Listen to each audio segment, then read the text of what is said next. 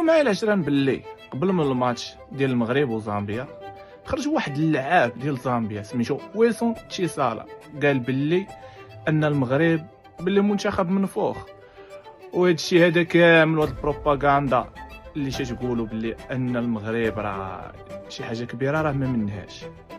وهذا الشيء راجع للنتيجه ديال المغرب ومالي اللي كانت تعادل فيها المغرب مع مالي.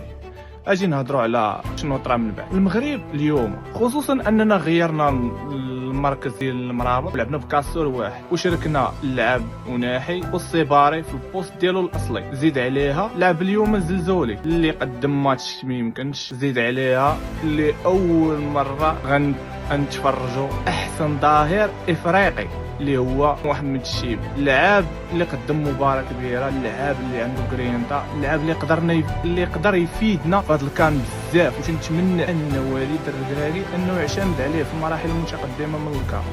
زيد عليه واحد اللاعب اللي تبارك الله بان الثقل ديالو اللي هو ماسينا الصراحه ما حسيناش بالخطا، اللاعب اللي تعرف وقتاش يدخل على كره، نجح بزاف ديال تعرف كيفاش يخرج بكره. نهضروا على ابراهيم دياز والاداء الخرافي اللي قدمه ابراهيم دياز، اللي قدم واحد الاضافه اللي كبيره، اللاعب اللي صراحه حقه مهدور كما تنقولوا في ريال مدريد، لاعب اللي خلق واحد الاضافه.